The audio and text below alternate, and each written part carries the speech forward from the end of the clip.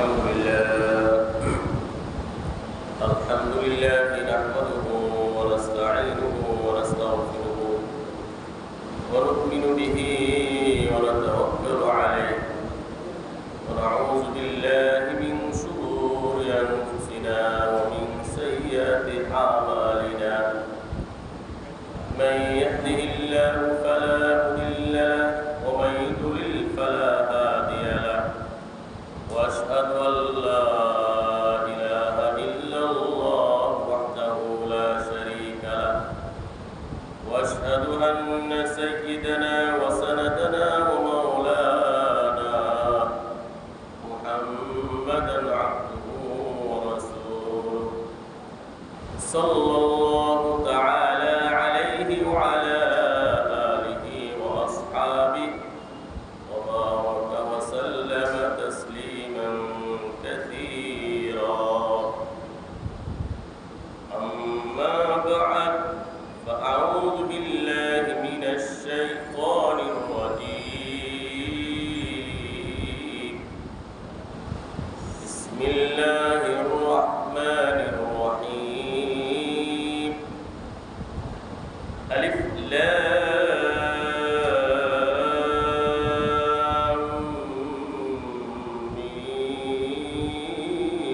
ميم أحسب الناس أن يتركوا أن يقولوا آمنا وهم لا يفتنون ولقد فتنا الذين من قبلهم فليعلمن الله الذين صدقوا وليعلمن الكاذبين أم حسب الذين يعملون السيئات أن يسبقونا ساء ما يحكمون من كان يرجو لقاء الله فإن أجل الله لآت وهو السميع العليم من جاهد فإنما يجاهد لنفسه إن الله لغني عن العالمين والذين آمنوا وعملوا الصالحات لنكفرن عنهم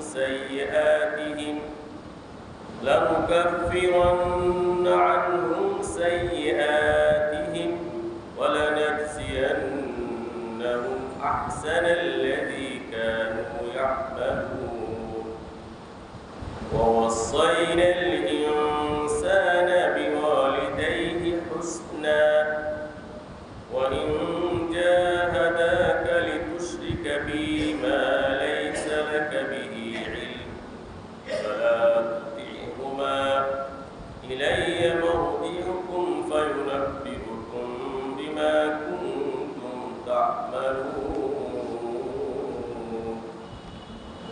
بارك الله لنا ولكم في القرآن العظيم ونفعنا وإياكم بالآيات والذكر الحكيم অত্যন্ত ইখলাসের সাথে নিষ্ঠার সাথে ইস্তিগফার পাঠ করি নবীর প্রেমে উজ্জীবিত হয়ে দরুদ শরীফ পড়ি আস্তাগফিরুল্লাহ আল্লাযী লা ইলাহা ইল্লা হুয়াল হাইয়ুল কাইয়্যুম ওয়া আতুবু ইলাইহি আস্তাগফিরুল্লাহ আল্লাযী লা ইলাহা ইল্লা হুয়াল হাইয়ুল কাইয়্যুম ওয়া আতুবু ইলাইহি আস্তাগফিরুল্লাহ আল্লাযী লা ইলাহা ইল্লা হুয়াল হাইয়ুল কাইয়্যুম ওয়া আতুবু ইলাইহি ওয়া লা হাওলা ولا قوة إلا بالله العلي العظيم اللهم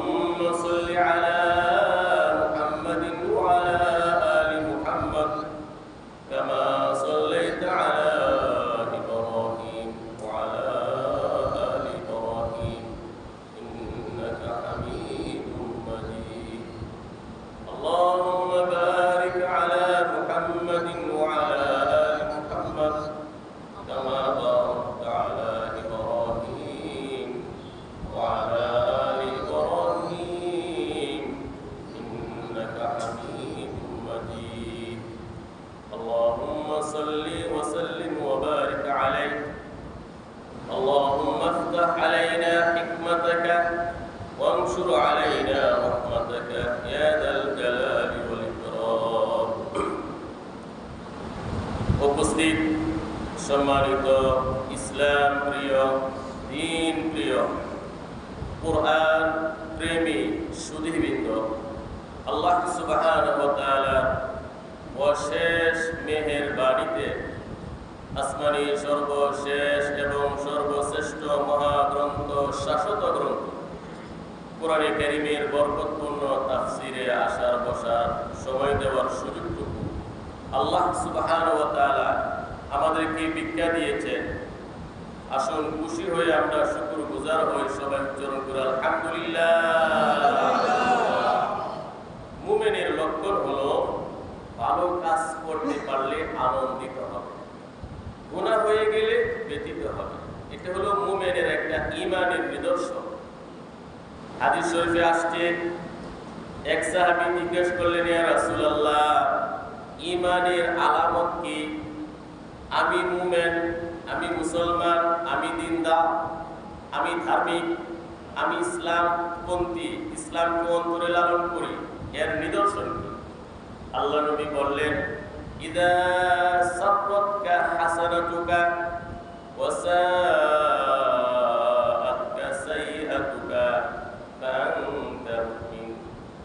তুমি যখন ভালো কাজ করবে তোমার কাছে আনন্দ লাগবে, ভালো কাজ করলে, নেক আমল করলে আনন্দে উদ্দীলিত হয়ে যাবে, চেহারাটা হাস্যোজ্জ্বল হবে, মনটা আনন্দিত হবে। আর তোমার দ্বারা যদি কোনো অন্যায় কাজ হয়ে যায়, গুনার কাজ হয়ে যায়, তুমি ব্যথিত হবে, দুঃখিত হবে। তুমি সিদ্ধান্ত নিতে পারো তখন তুমি একজন মুমিন। সুবহানাল্লাহ। এই তাফসীর সবচেয়ে বড় একটি নেক আমল। সম্মানিত মুসলিমবৃন্দ, এই কোরআনে কারীমের একটি বডি হবে, একটি দেহ হবে। কোরআন একজন শক্তিশালী যুবকের মতো সাবলীলভাবে, অত্যন্ত বলিষ্ঠভাবে আল্লাহ সুবহানাহু ওয়া তাআলার দরবারে বক্তব্য রাখবে। এই কোরআন বলবে, হে আল্লাহ, আমাকে মহব্বত করেছো, আমাকে মহব্বত করেছে, অন্তরে ভালোবেসেছে, আমার তেলাওয়াত তাফসীর, আমার হেদায়েত আমল করার জন্য সে চেষ্টা করেছে। আমি কোরআন বলছি তাকে জান্নাত দাও। আল্লাহ নবী বলেন, অবশ্যই কোরআন তাকে জান্নাতে নিয়ে যাবে। আর হাদিসে আসছে, আল কুরআনু হুজ্জাতুন লাকা আও আলাইকা। কোরআন হয়তো তোমার পক্ষে দলিল হবে অথবা কোরআন বিপক্ষে দলিল হবে। এই কোরআনে কারীম নিরপেক্ষ হাসরের মাঠে থাকবে না, পক্ষ নিবে পক্ষ, কারো পক্ষে কারো বিপক্ষে। এই জন্য কোরআনকে জীবনে সবচেয়ে বেশি মহব্বত করতে হবে। সম্মানিত শুধু আজকে আপনাদের সামনে মহাগ্রন্থ কোরআনে কারীমের সূরাতুল আনকাবুত এর 1 নং আয়াত থেকে 8 নং আয়াত পর্যন্ত তেলাওয়াত করা হয়েছে। অর্থাৎ আজকে সূরাতুল আনকাবুতের তাফসীর শুরু হবে ইনশাআল্লাহ। সূরাতুল আনকাবুত আয়াত নং 1 থেকে 8 প্রথম রূপর প্রথম অংশ তেলাওয়াত করা হয়েছে। আজকের এই তেলাওয়াতকৃত আয়াতগুলোর মধ্যে আল্লাহ সুবহানাহু ওয়া তাআলা আমাদের সবচেয়ে বড় নিয়ামত, সবচেয়ে বড় সম্পদ, সবচেয়ে বড় দামি নিয়ামত, সেটি হলো ঈমান। এই ঈমানের আলোচনা শুরু করেছেন। আল্লাহ তাআলা বলেছেন, আমি ঈমানদার, আমার পূর্বপুরুষ ঈমানদার, মুসলিম ফ্যামিলিতে আমি জন্ম, আমার 14 পুরুষ মুসলমান। এই কথা বললেই তোমাকে ছেড়ে দেওয়া হবে, পরীক্ষা করা হবে না? কখনো তা নয়। তোমাকে কঠিন পরীক্ষা করা হবে। তুমি যে ঈমানদার, তুমি যে মুসলিম, তোমাকে অনেক পরীক্ষা নিরীক্ষা করা হবে, যাচাই বাছাই করা হবে। আমি একজন ঈমানদার, আমি মুসলিম ফ্যামিলিতে জন্ম নিয়েছি, এই কথা বললেই তুমি নাজাত পাবে না, তোমার মুক্তি হবে না, তোমাকে পরীক্ষা দিতে হবে। আলোচনা শেষে আল্লাহ সুবহানাহু ওয়া তাআলা পিতামাতার সাথে সদ্ব্যবহার, পিতামাতার আনুগত্য ইত্যাদি সম্পর্কে আলোচনা করেছেন। সূরাটি মক্কায় অবতীর্ণ হয়েছে। সূরাতুল আনকাবুত মাক্কিয়া। সূরাতুল আনকাবুত, সূরার নাম হলো সূরাতুল আনকাবুত। মাক্কিয়া, মক্কায় অবতীর্ণ হয়েছে। আয়াত সংখ্যা হচ্ছে 69, রুকু সংখ্যা হচ্ছে 7। আনকাবুত সূরার নাম কি? আনকাবুত, আইনাস আনকাবুত, অর্থ হলো মাকড়সা, মাহর। মুরব্বীরা তো বুঝবেন না আঞ্চলিক ভাষা না বললে। মাহর শ্রেণী, মাহর, মাহর মাকড়সা। আল্লাহ সুবহানাহু ওয়া তাআলা সূরার নামকরণ করেছেন সূরাতুল আনকাবুত, মাকড়সা, মাহর, মাকড়, মাকড়সার নামে আল্লাহ সুবহানাহু ওয়া তাআলা সূরাটির নামকরণ করেছেন। বলেন সুবহানাল্লাহ। আল্লাহ সুবহানাহু ওয়া তাআলা পত্র সূরার 41 নং আয়াতে মাকড়ের কথা আল্লাহ তাআলা বলেছেন। অর্থাৎ যারা আল্লাহ সুবহানাহু ওয়া তাআলাকে বাদ দিয়ে দেবদেবী অন্য কোনো ব্যক্তিকে, বস্তুকে অভিভাবক হিসাবে, সাহায্যকারী হিসাবে গ্রহণ করে, তারা অত্যন্ত দুর্বল, মাকড়সার জালের চেয়েও দুর্বল। বলেন নাউযুবিল্লাহ। আল্লাহ বলেন মাসালুল লাযীনা ইত্তাখাযু মিন দুনিল্লাহি আউলিয়া কামাসালিল আনকাবুত। তাদের দৃষ্টান্ত যারা আল্লাহকে ছেড়ে আল্লাহ ব্যতীত অন্যদেরকে অভিভাবক হিসাবে গ্রহণ করে, তাদের দৃষ্টান্ত হলো মাকড়সার মতো।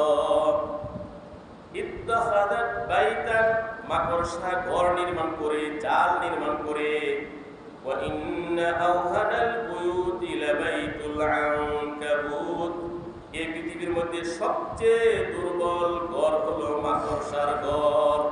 লাউ কানু ইয়ালামুন, তারা যদি জানতো। সুবহানাল্লাহ। সবকিছু একক মালিক আল্লাহ।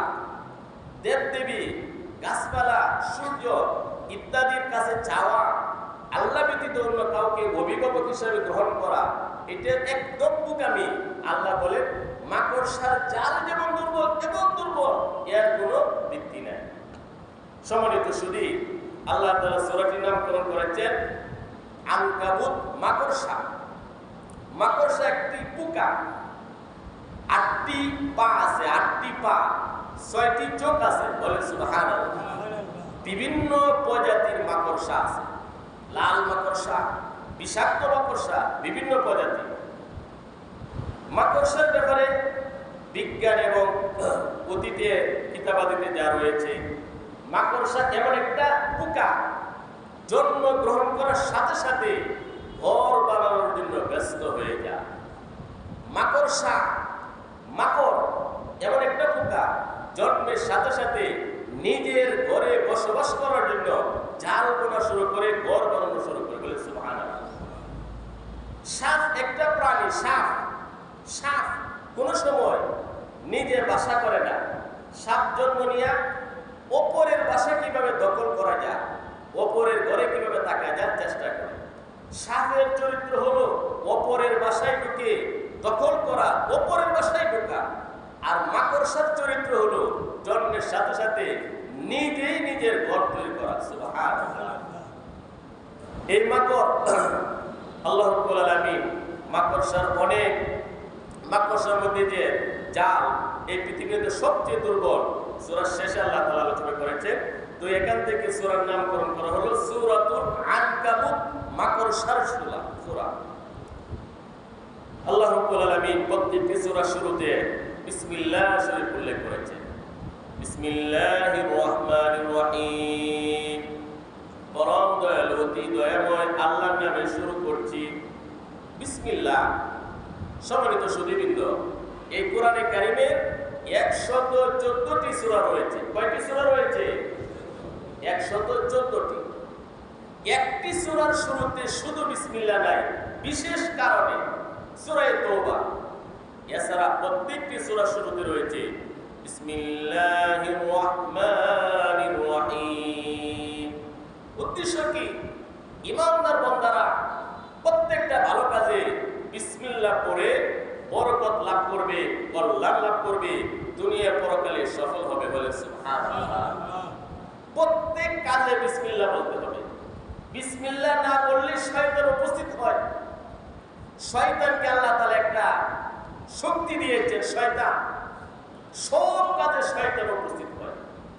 খাবারের সময় শয়তান উপস্থিত হয়, পান করার সময় শয়তান উপস্থিত হয়, এমনকি যৌন সম্ভোগের সময় শয়তান উপস্থিত হয়। এই জন্য আল্লাহ রাসূল বলেছেন, বিশুদ্ধ হাদিসে আসছে, গৃহস্বামী যখন ঘরে প্রবেশ করে যদি সালাম না দেয়, বিসমিল্লাহ না পড়ে, খানার সময় বিসমিল্লাহ না বলে, শয়তান ঘোষণা করে আজকে এই বাসায় থাকা যাবে, খাওয়া যাবে, আরো অনেক কিছু করা যাবে। বলে নাউজুবিল্লাহ। আর গৃহস্বামী ঘরে প্রবেশ করার সময় যদি সালাম দেয়, বিসমিল্লাহ বলে প্রবেশ করে, ঘরে প্রবেশের দোয়া পড়ে, খাবারের সময় যদি বিসমিল্লাহ বলে, শয়তান ঘোষণা করে আজকের এই বাড়িতে বাসাতে থাকাও যাবে না, খাওয়াও যাবে না। সুবহানাল্লাহ। আল্লাহ নবী বলেন, কোন ব্যক্তি যদি ঘর থেকে বের হওয়ার সময় বলে বিসমিল্লাহি তাওয়াক্কালতু আলাল্লাহ লা হাওলা ওয়ালা কুওয়াতা ইল্লা বিল্লাহ, আল্লাহ সুবহানাহু ওয়া তাআলার কুদরতের চাদরে সে বেষ্টিত হয়ে যায়, সুরক্ষিত দুর্গের মধ্যে সে চলে যায়। হাদিসে আসছে, এক শয়তান আরেক শয়তানের সাথে সাক্ষাৎ হয়, তখন শয়তান বলে, কিরে তোকে যে দায়িত্ব দেওয়া হলো সলিমুল্লাহকে বিপদগামী করার জন্য, কুমন্ত্রণা দেওয়ার জন্য, গুনাহতে লিপ্ত করার জন্য, ক্ষতি করার জন্য, করলি না যে? শয়তান বলে, কিভাবে ক্ষতি করব? সে তো ঘর থেকে বের হওয়ার সময় দোয়া করেছে, বিসমিল্লাহি তাওয়াক্কালতু আলাল্লাহ লা হাওলা ওয়ালা কুওয়াতা ইল্লা বিল্লাহ। কিভাবে আমরা তার ক্ষতি করব? সুবহানাল্লাহ। মসজিদে প্রবেশ করার সময় বিসমিল্লাহ পড়তে হবে, বের হওয়ার সময় বিসমিল্লাহ পড়তে হবে, ওযুর সময় বিসমিল্লাহ পড়তে হবে, কোনো কিছু জমা করার সময় বিসমিল্লাহ বলতে হবে, এই সব ক্ষেত্রে বিসমিল্লাহ বলতে হবে। আউযু বিল্লাহি মিনাশ শাইতানির রাজীম। আমি আশ্রয় চাই আল্লাহর কাছে বিতাড়িত শয়তান থেকে। বিসমিল্লাহির রহমানির রহিম। শুরু করছি অত্যন্ত দয়ালু অতি মেহেরবান আল্লাহর নামে সাহায্য কামনা করে। আলিফ লাম মিম, এগুলাকে বলা হয় হুরুফে মুকাত্তাআ, বিচ্ছিন্ন হরফ।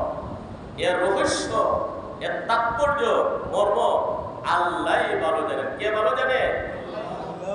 মক্কার সাহিত্যিকদের কাছে আল্লাহ তাআলা একটা চ্যালেঞ্জ দিয়েছিলেন, এই কোরআন যদি মানব রচিত হয়, এই কোরআনের মতো তোমরা বানাও। এই জন্য আল্লাহ সুবহানাহু ওয়া তাআলা অনেক সূরা শুরুতে হরফে মুকাত্তাআত, বিচ্ছিন্ন কিছু হরফ দিয়েছেন। এর অর্থ হলো আল্লাহ এর রহস্য মর্ম ভালো জানেন। আহাসিবান নাসু আন ইউতরাকু আন ইয়াকুলু আমান্না ওয়া হুম লা ইফতানুন।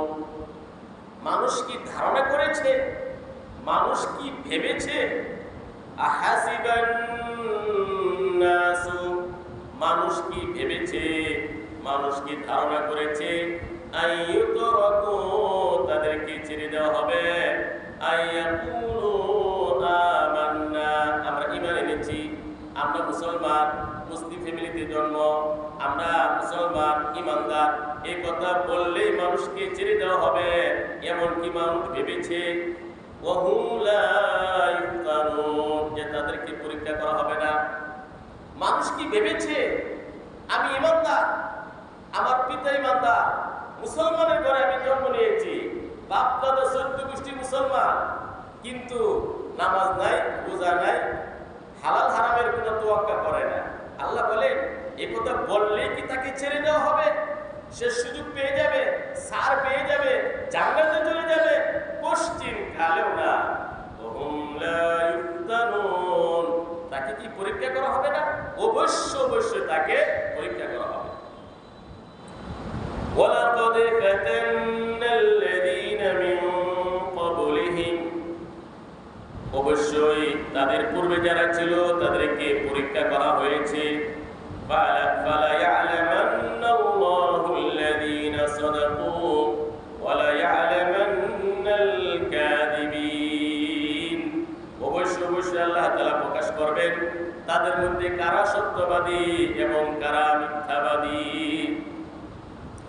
আম হাসিবাল্লাযীনা ইয়া'মালুনা আস-সাইয়্যাতি আন ইয়াসবিকুনা, কিংবা তারা কি ধারণা করে যারা পাপ করে গুনাহ করে গুনার মধ্যে লিপ্ত আন ইয়াসবিকুনা আমার আওতা থেকে ডিঙিয়ে যাবে, আমার থেকে তারা পার হয়ে যাবে। সাআ মা ইয়াহকুমুন, কত নিকৃষ্ট সিদ্ধান্ত তারা নিয়েছে। আল্লাহ বলেন যারা গুনাহ করে জুলুম করে নির্যাতন করে পাপের মধ্যে লিপ্ত তারা কি ভেবেছে আমি আল্লাহ শাস্তি থেকে আমার পাকড়াও থেকে আমাকে ডিঙিয়ে তারা চলে যাবে? না, কখনো না। এমন সিদ্ধান্ত নিয়ে থাকলে এটা খুব নিকৃষ্ট সিদ্ধান্ত। মান কানা ইয়ারজু লিকাআ আল্লাহি ফাইন্না আজালাল্লাহি লাআত, যারা আল্লাহর সাক্ষাৎকে কামনা করে পরকালকে যারা চায় তারা জেনে রাখুক অবশ্যই নির্ধারিত সময় আসবে। ওয়া হুয়াস সামিউল আলিম, আল্লাহ সুবহানাহু ওয়া তাআলা সর্বশ্রোতা সর্বজ্ঞানী। বলে সুবহানাল্লাহ। ওয়া হুয়াস সামিউল আলিম, আল্লাহ তাআলা সব শ্রবণ করেন, সব শুনেন। আফ্রিকার জঙ্গলে গভীর অন্ধকারে অমাবস্যার রাত্রে কালো পিপিলিকার জ্বর উঠছে। আফ্রিকার জঙ্গলে অমাবস্যার রাত্র, গভীর অন্ধকার, কালো পিপিলিকার জ্বর উঠছে। পিপিলিকার ছেলে পিপিলিকার মেয়ে নাতি নাতনিরা চিকিৎসার জন্য সেবার জন্য দৌড়াদৌড়ি করতেছে। পিপিলিকার যে পায়ের শব্দ আল্লাহ সুবহানাহু ওয়া তাআলা শুনেন।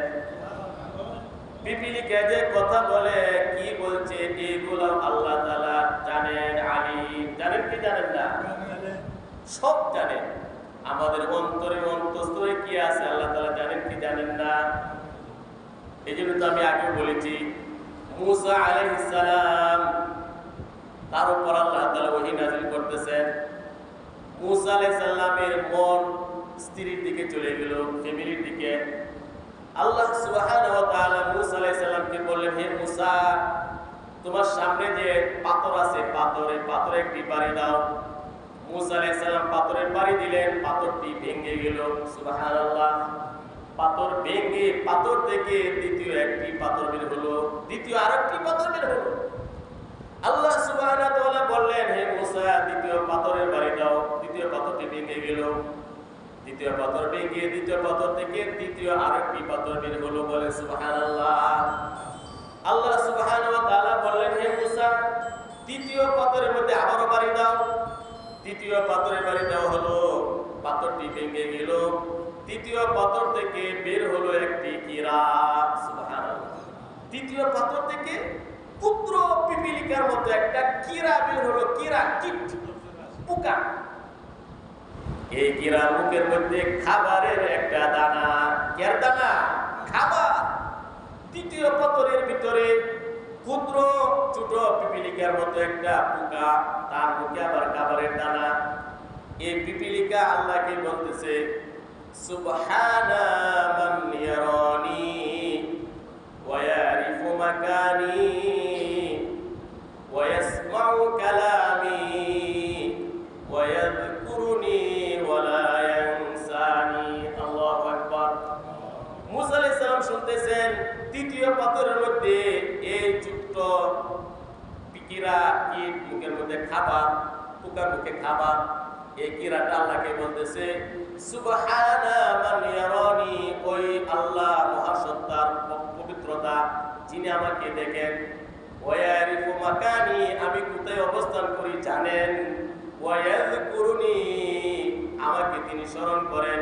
ওয়া লা ইয়ানসানি, আমাকে ভুলে যান না। সেই আল্লাহর সকল পবিত্রতা। সুবহানাল্লাহ। তো আল্লাহ তাআলা জানেন কি জানেন না? সম্মানিত সুধী, আল্লাহ সুবহানাহু ওয়া তাআলা সূরাটি শুরু করেছেন ঈমানদার, ঈমান এনেছি ঈমানদার, এই কথা বললে ছাড় দেওয়া হবে না, ছেড়ে দেওয়া হবে না। বিভিন্ন ভাবে তাকে পরীক্ষা করা হবে। আমি ঈমানদার, আপনি ঈমানদার, আমাদের ফ্যামিলি ইমানদার, এই কথা বললে হবে না, বিভিন্নভাবে পরীক্ষা নিরীক্ষা করা হবে। এই পৃথিবীতে সবচেয়ে বেশি প্রিয়জন, সবচেয়ে বেশি আস্থাভাজন, ঘনিষ্ঠজন ছিলেন নবী রাসূলগণ। নবী রাসূলগণকে বিভিন্ন পরীক্ষা করা হয়েছে।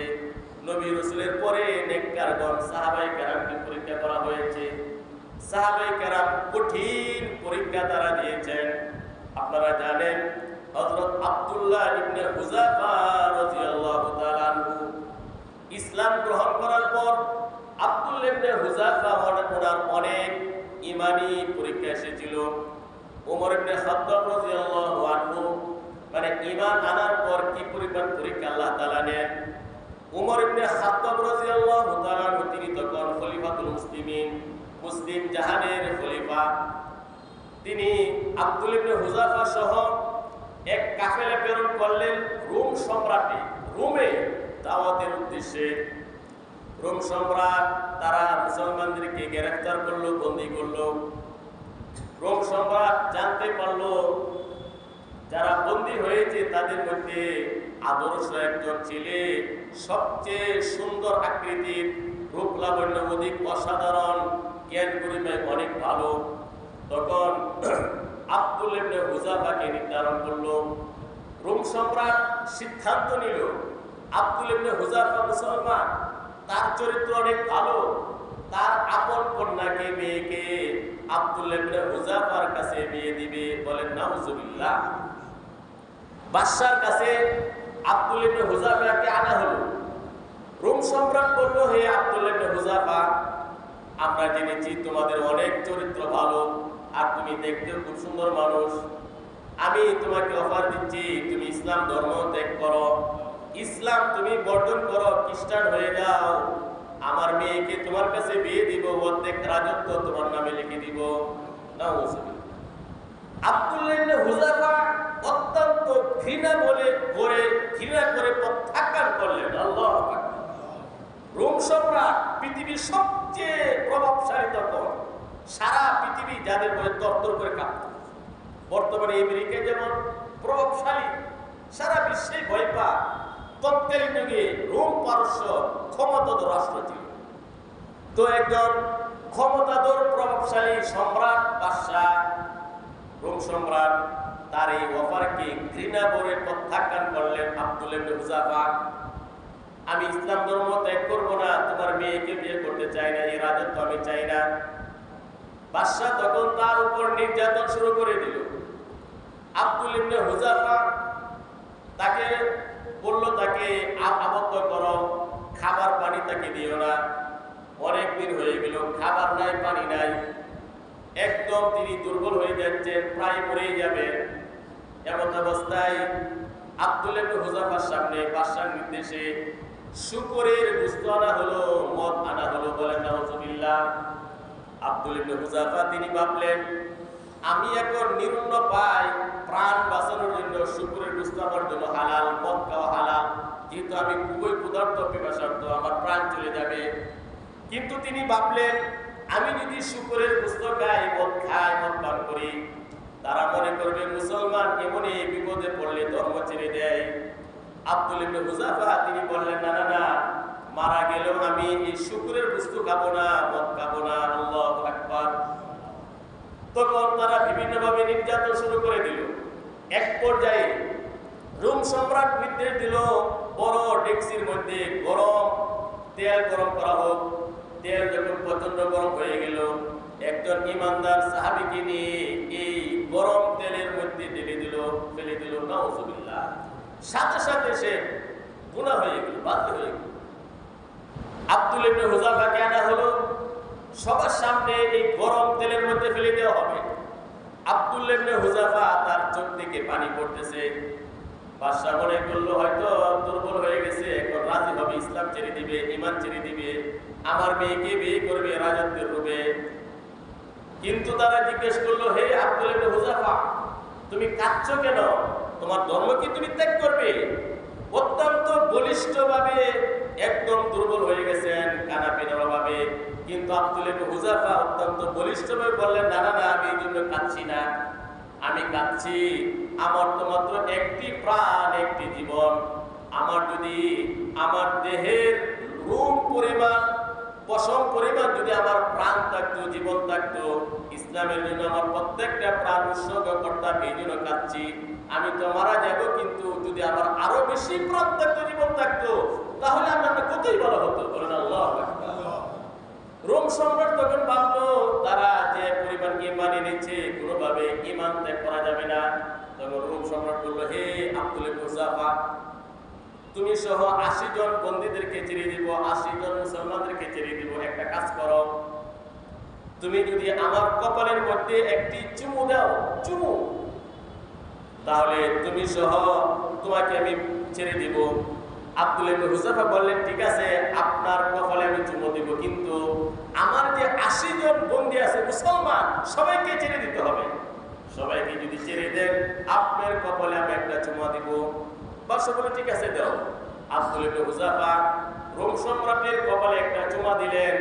আব্দুল হুযাফা সহ ৮০ জন মুসলমানকে তারা ছেড়ে দিল। আল্লাহু আকবার। তারা যখন মদিনাতে আসলো, ওমর ইবনে খাত্তাব রাদিয়াল্লাহু তাআলা এই ঘটনা শুনে ওমর ইবনে খাত্তাব বললেন, এই এখন জরুরি হয়ে গেল আব্দুল ইবনে হুযাফার কপালের মধ্যে সবাইকে চুমু দেওয়া।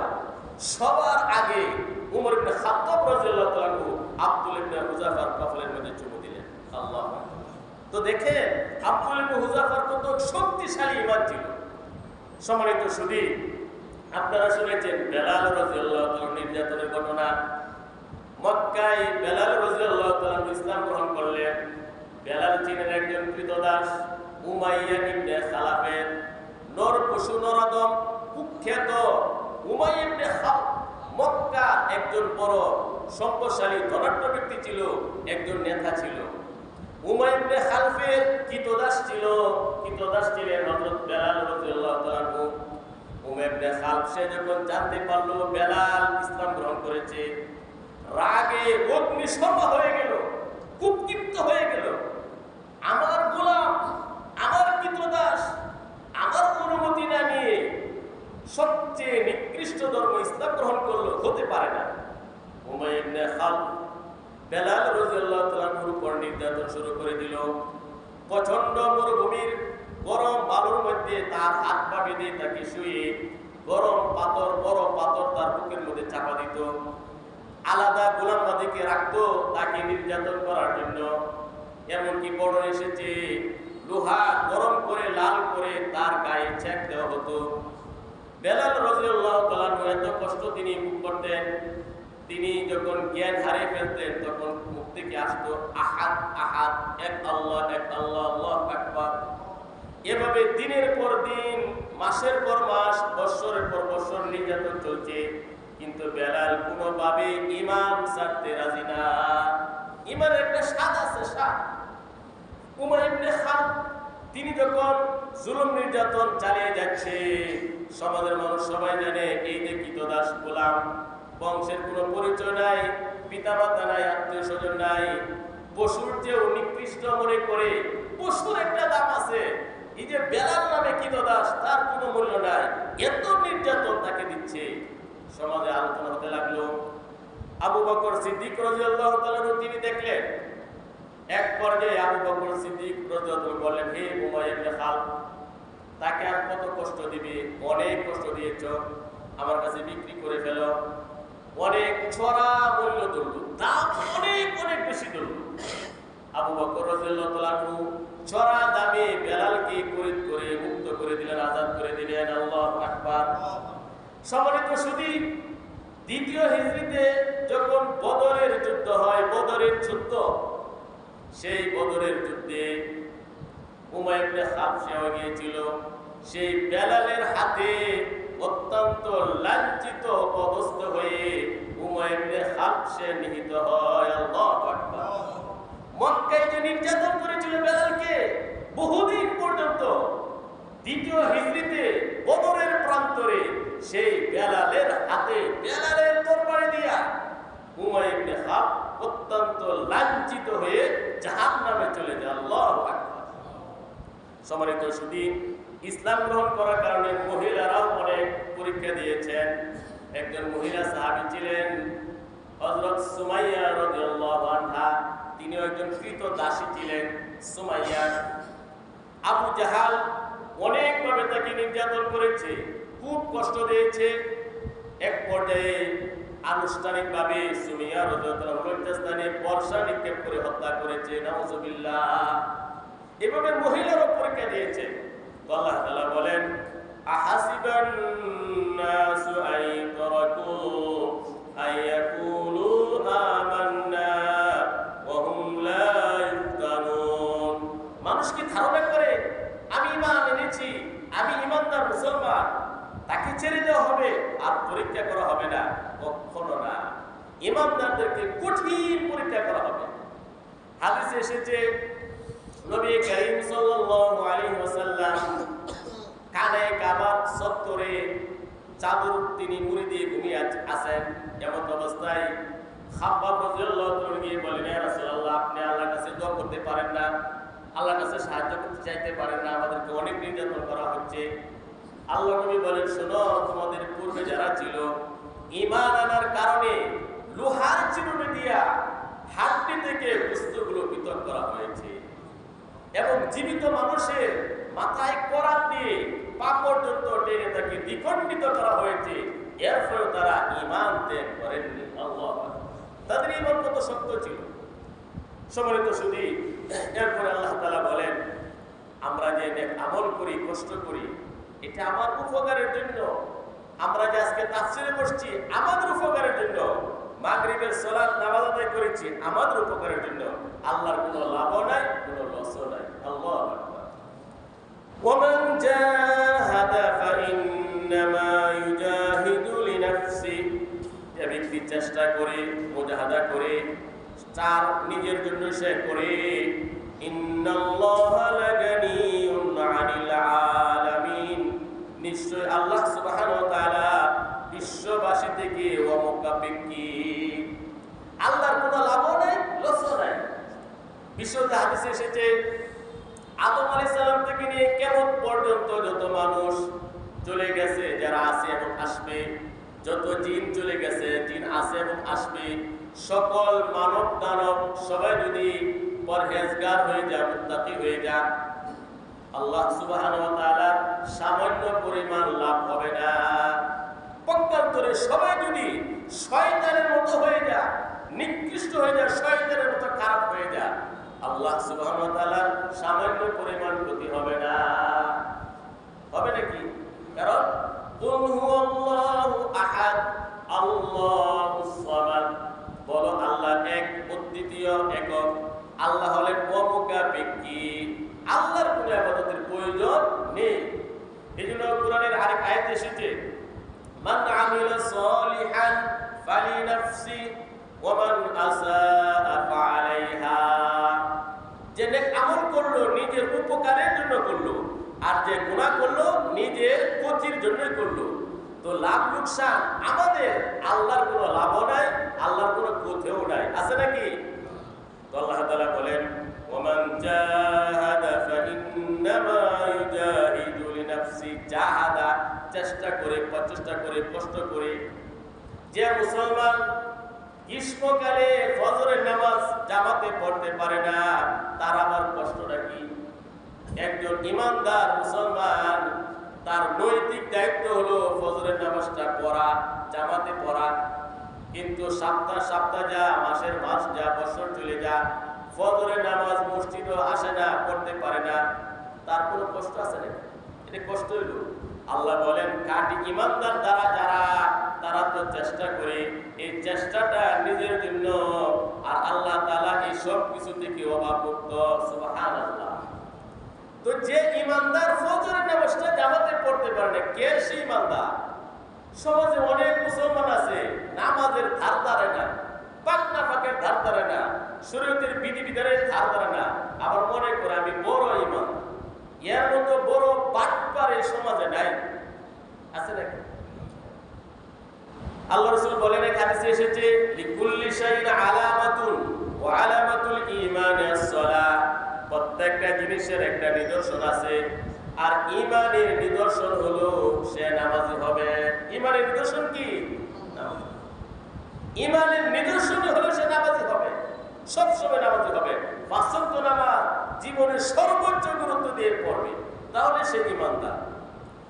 এরপর আল্লাহ তাআলা বলেন والذين آمنوا وعملوا الصالحات لنكفرن عنهم سيئاتهم ولنجزينهم أحسن الذي كانوا يعملون। এবং যারা ঈমান এনেছে নেক আমল করে তাদের গুনাহগুলো আমি আল্লাহ তাআলা মিটিয়ে দিব। তারা যে আমল করেছে নেক আমল, তার চেয়ে উত্তম বিনিময় আমি আল্লাহ তাআলা দান করব। সুবহানাল্লাহ। এরপরে আল্লাহ তাআলা আদেশ করেন আমাদেরকে ওয়াসাইনাল ইনসানা বিওয়ালিদাইহি ইহসানা। আল্লাহ বলেন আমি জোর নির্দেশ দিয়েছি মানুষকে আমি জোর নির্দেশ দিয়েছি পিতামাতার সাথে সৎ ব্যবহার করার জন্য। ওয়াইন জাহাদাকা লিতুশরিকা বিহি মা লাইসা লাকা বিহি ইলম। আর পিতামাতা যদি শিরিক করার জন্য তোমাকে বল প্রয়োগ করে যে ব্যাপারে তোমার ইলম নেই, ফালা তুতিহুমা, পিতামাতার আনুগত্য করা যাবে না। গুনার কাজে, পাপের কাজে, শিরিকের কাজে পিতামাতার আনুগত্য করা যাবে না। ইলাইয়া মারজিউকুম, আমার কাছে তোমাদেরকে ফিরে আসতে হবে। ফাউনাব্বিউকুম বিমা কুনতুম তা'মালুন, তোমরা যে নেক আমল করতে অবশ্যই আমি তা তোমাদেরকে জানিয়ে দিব। সম্মানিত শুধু আল্লাহ সুবহানাহু ওয়া তাআলা এখন আদেশ করতেছেন ওয়াসাইনাল ইনসানা বিওয়ালিদাইহি ইহসানা। আল্লাহ বলেন মানুষকে আমি জোর নির্দেশ দিয়েছি পিতামাতার সাথে সৎ ব্যবহার করার। উদ্দেশ্য হলো পিতামাতার সাথে যে সৎ ব্যবহার করবে, পিতামাতার অনুগ্রহ দয়া মায়া যে উপলব্ধি করে পিতামাতার সাথে ভালো ব্যবহার করবে, একমাত্র সে আল্লাহর ইবাদত করার সুযোগ পাবে। আল্লাহু আকবার। কোন সন্তান, কোন মানুষ যদি পিতামাতার সাথে দুর্ব্যবহার করে, সে পশ্চিম কালেও তার রবকে চিনতে পারবে না, ইবাদত করতে পারবে না।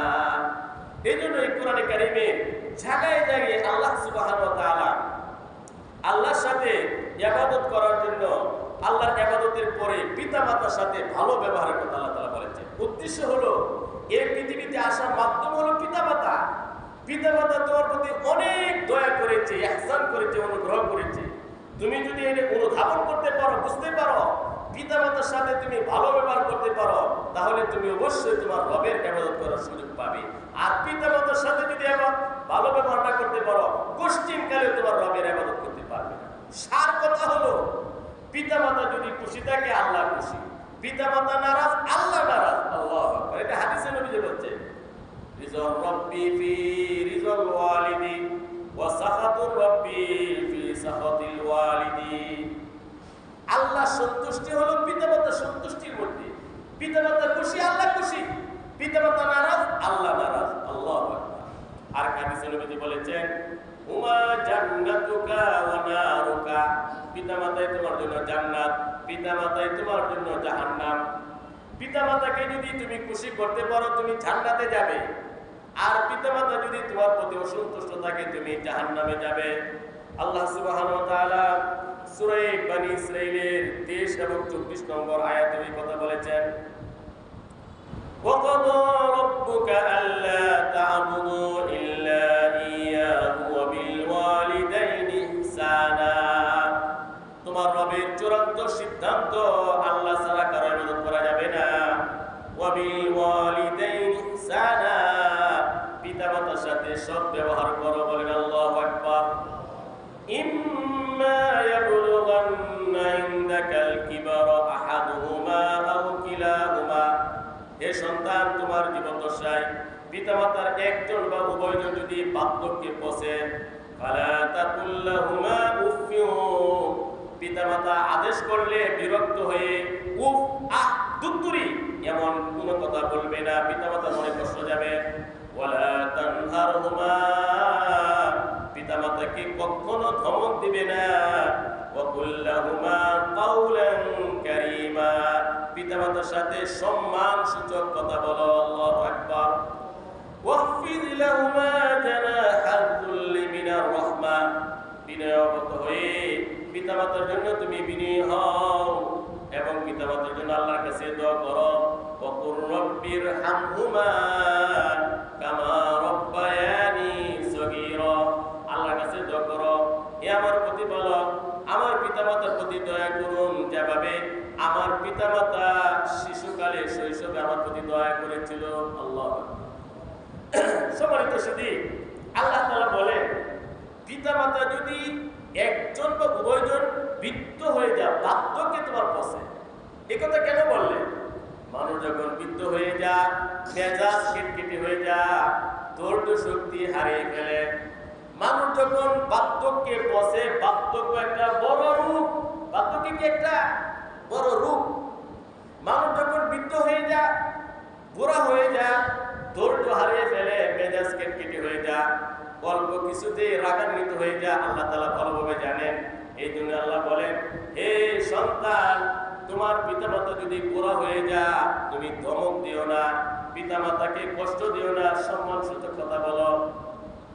সম্মানিত সুধী, এক ব্যক্তি তার পিতা বুড়া হয়ে গেছে, বুড়া পিতা বিকাল বেলা উঠানের মধ্যে বসা, বুড়া বাবা ছেলেটাকে উঠানের মধ্যে হঠাৎ দেখলো গাছের মধ্যে একটি পাখি আসছে, পাখি, একটা পাখি গাছে আসছে। বুড়া পিতা সন্তানকে বলল, বাবা গাছে কি আসছে? ছেলে বলল, গাছে একটা পাখি আসছে, এটা বলতে হয় নাকি? রাগ হয়ে গেছে। কিছুক্ষণ পর বাবা বলল, বাবা গাছে কি আসছে? ছেলে আরো রাগান্বিত হয়ে গেল, আরে বলছি না গাছে পাখি আসছে, এটা বারবার বলতে হয় নাকি? বুড়া বাবা আরেকজনকে বলল, শোনো, আমার অমুক বইয়ের মধ্যে একটা ডায়েরি আছে, ডায়েরি, এই ডায়েরিটা নিয়ে আসো। ডায়েরিটা নিয়ে আসা হলো, ডায়েরি খোলা হলো, ডায়েরির মধ্যে লেখা, আমার এই দ্বিতীয় ছেলে অমুক তারিখে 25 বার আমার কাছে বলেছে, বাবা এটা কি? আমি অত্যন্ত দয়ার সাথে, ভালোবাসা দিয়া, মহব্বতের সাথে বলেছি, বাবা এটি পাখি। আমার ছেলে আবারও বলেছে, আব্বু এটি কি? আমি বলেছি, আমার কলিজার টুকরা সোনামণি, আব্বু এটি পাখি।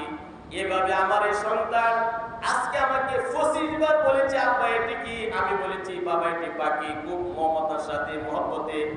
আর আজকে আমার ছেলে আমাকে ধমক দেয়। এই ডায়েরি যখন ছেলে দেখলো, কান্নায় ভেঙে গেল। আসলে আমাদের মা বাপকে জিজ্ঞেস করছেন, আমরা বাবা বলছি কিনা যে এটা রাগ পাইছে নাকি? আর আমরা কি হয়ে যায়?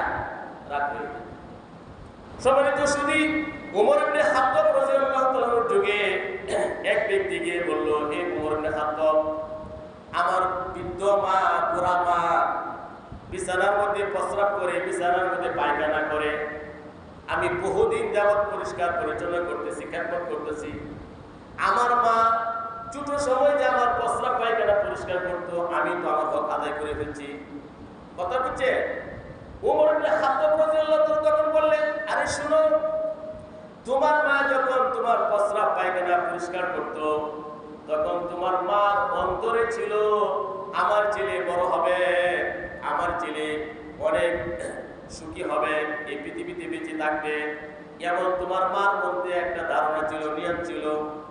তোমার মা তোমার প্রস্রাব পায়খানা পরিষ্কার করতো এবং মনে মনে লালন করতো, আমার ছেলে বড় হবে, আমার ছেলে জ্ঞানী হবে, সুখী হবে, আমার ছেলে পৃথিবীতে বেঁচে থাকবে।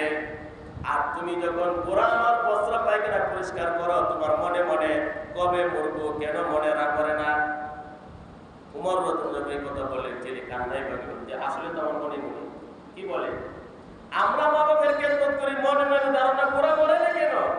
আর মা বাবা যে আমাদের প্রস্রাব পায়খানা পরিষ্কার করছে, তাদের ধারণা কি? আমার ছেলে বড় হবে, আমার ছেলে পৃথিবীতে থাকবে। দেখছেন আকাশ জমিন ব্যবধান। সম্মানিত সুধী, কামা তাদিনু তুদানু, পিতামাতার সাথে যে যেমন ব্যবহার করবে তা অবশ্যই দুনিয়াতে পাবে। একটা ঘটনা অনেকেই জানেন, এক ছেলে পিতাকে প্রহার করতে লাগলো। প্রহার করতে করতে ওরা পিতাকে ঘর থেকে বারান্দায় নিয়ে গেল। ঘর থেকে কোথায় নিছে? বারান্দায়। বারান্দা থেকে উঠানে নিয়ে গেল। ওরা পিতা, ওরা বাপ খুব প্রহার করতেছে, টেনে হেসড়ে পুকুরের পার পর্যন্ত নিয়ে গেল। যখন পুকুরের পাড়ে নিয়ে গেল, বুড়া বাবা হাও মাও করে কেঁদে দিল এবং অনুরোধ করতে লাগলো, বাবা আর মারিস না, আর আমাকে টানিস না। তখন ছেলে বললো, এতক্ষণ প্রহার করলাম, আব্বা তো আমাকে অনুরোধ করেন নাই, এখন এত কাঁদতেছেন, অনুরোধ করছে, কারণ কি? তখন বুড়া বাপে বলে, আমার বাপকে পিটাইতে পিটাইতে পুকুরের পার পর্যন্ত আনছিলাম, আর আমার নিস না। সেও কি তার বাপের পিটাই কোথায় নিচে টাইনে টাইনে পুকুরের পার পর্যন্ত, এই জন্য ছেলে পুকুর পর্যন্ত নিচে। এই জন্য একটা প্রবাদ বাক্য আছে, কামা দাদিনু তুদান। তো যে সন্তান পিতা মাতাকে কষ্ট দেয়, যে পরিমাণ দেয়, তার সন্তান তাকে অবশ্যই পৃথিবীতে দিবে। আরেকটি বিষয় হলো, পিতা মাতাকে যে কষ্ট দেয়, পিতা মাতাকে যে কষ্ট দেয়, আসলে তার শাস্তি দুনিয়াতেই সেটা, এটা নগদ বাস্তব, আর পরকালে তো আছে। কেউ যদি বুজুর্গ হতে চায়, পিতা মাতার সেবা ছাড়া কেউ বুজুর্গ হতে পারবে না। আরে পিতা মাতার সেবা করা সবচেয়ে বড় বুজুর্গি। এ সমাজে যদি কোনো বুজুর্গ খুঁজতে চান, কোনো বলি খুঁজতে চান, আল্লাহ খুঁজতে চান, আপনারা তালাশ করবেন কোন ব্যক্তি পিতা মাতার সাথে ভালো ব্যবহার করে, পিতা মাতার খেদমত করছে, সে হলো সমাজের সবচেয়ে বড় বুজুর্গ। ওয়াইস কারণী নামে আপনারা শুনছেন একজন তাবিঈ ছিলেন, ওয়াইস কারণী। ওয়াইস কারণী তিনি নবীর যুগের লোক ছিলেন। নবীর সাথে সাক্ষাৎ করলে তিনি সাহাবী হয়ে যেতেন, সাহাবী। আর সাহাবীর মর্যাদা কি? একজন সাহাবী এক দিনার দিরহাম যে আল্লাহর রাস্তায় দান করেছেন, কিয়ামত পর্যন্ত মানুষ পৃথিবী ভর্তি স্বর্ণ রূপা দান করলে একটা দিনার পরিমাণ সওয়াব পাবে না। সাহাবী যে দান করেছেন এই পরিমাণ। একজন সাহাবী একবার বলেছেন সুবহানাল্লাহ, যে পরিমাণ সওয়াব হয়েছে, কিয়ামত পর্যন্ত মানুষ সুবহানাল্লাহ বললে এক সাহাবীর এক সুবহানাল্লাহ সমতুল্য হবে না। কেন হবে না? তিনি নবীর সাহাবী। তিনি কি? ওয়াইস কারণী রাহমাতুল্লাহি আলাইহি নবীর যুগের মানুষ ছিলেন। তার এক বুড়া মা ছিল, বৃদ্ধা মা। মার সেবা করার জন্য নবীর সাথে সাক্ষাৎ করতে পারেননি। আল্লাহ নবী ইন্তিকাল করলেন, আল্লাহর কাছে চলে গেলেন। আল্লাহ নবী বলে গেলেন, শোনো, ওয়াইস কারণী নামে একজন এমন ব্যক্তি আছে, আমার সাথে সাক্ষাৎ করতে পারলো না, মার খেদমত করার কারণে বুড়া মা। তোমাদের যদি সময় হয় সাক্ষাৎ করার, হে উমর, আলী, তোমরা তার সাথে সাক্ষাৎ করবে, তার কাছে দোয়া চাবে, সে যে দোয়াই করবে আল্লাহ তাআলা কবুল করবেন। সুবহানাল্লাহ। আমাদের সমাজে যারা পিতামাতার সেবা করে, পিতামাতার খেদমত করে, তাদের কাছে দোয়া চাইলে সবচেয়ে বেশি কবুল হবে। এটা হাদিস বর্ণিত আছে। কোথায় বর্ণিত আছে এগুলা? আরে পিতামাতার সেবা যে করে, সে তো আসল বুজুর্গ। আমরা তো বুজুর্গ চিনি না, ভালো মানুষ চিনি। সম্মানিত সুধী, পিতামাতা সেবা যে ব্যক্তি করে, সে একমাত্র আল্লাহর ইবাদত করতে পারবে। আল্লাহ তাআলা আমাদের সবাইকে আজকের এই সংক্ষিপ্ত তাফসীরের উপর আমল করার তৌফিক দান করুন। আমিন। সুবহানাল্লাহি ওয়া বিহামদিহি, আশহাদু আল্লা ইলাহা ইল্লা আনতা, আস্তাগফিরুকা।